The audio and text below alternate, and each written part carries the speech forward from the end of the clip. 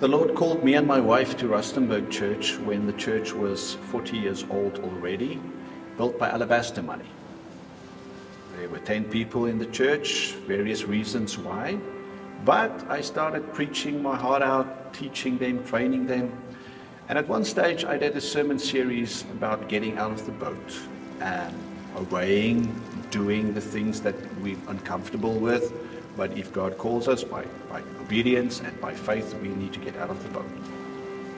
I told them that this building was built with Alabaster funds. Somewhere somebody sacrificed for us to be a blossoming, growing church, making an impact in our community, and we're not. That was the beginning of a new journey for us, of getting out of the building more and more and more. The church started growing because we met the needs of our community. In the end, the church became so filled that it was too small, so we literally had to meet outside of the church on the lawn. And more people came because we were outside. We moved into a hostel, a school hostel. And the plan was to be without a building for 2 years and then start to build a facility with the money that we got from the sale of the old property. After 2 years in the hostel, we grew so fast that we already needed a new space. And I said, Lord, are we ready to start building? It's as if the Lord asked me, why do you want to build a new building if you're not even building my kingdom? And I was sort of shocked. What do you mean, Lord? The church is growing, we're doing well.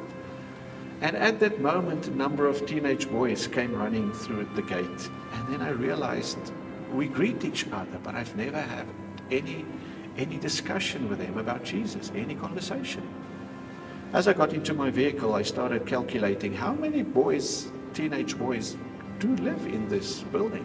Plus there's 2 schools and another one in close vicinity. How many school children move around this building every day? And I calculated between 3,000 and 4,000 kids every day. We challenged the church. Would it be okay? Would you approve? Would you support us not starting with a building, but getting out of the boat again, going without a building for some more time, and making an impact on children and youth in our community? Unanimously, they supported us. So we used the building fund to buy a tent, to put up a youth center.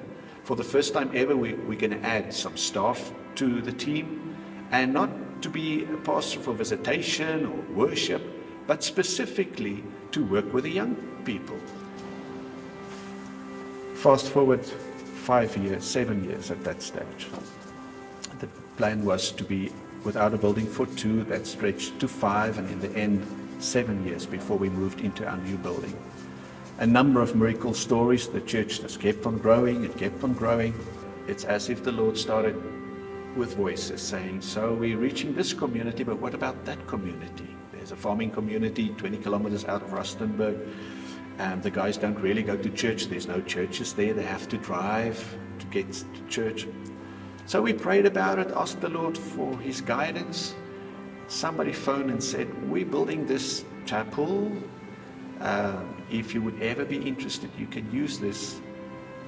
Long story short, they donated a 300-seater church for that farming community. I'm sitting in it right now. We started 18 months ago. Of the 300 seats, half of them are already filled on a Sunday. And already we're looking at the next community, another 25 kilometers away, a mining community. Somebody sacrificed Alabaster funds so that we can have a tool to reach to our community. And as a church, we are compelled to use the sacrifice other people made with Alabaster money to keep on impacting our local communities.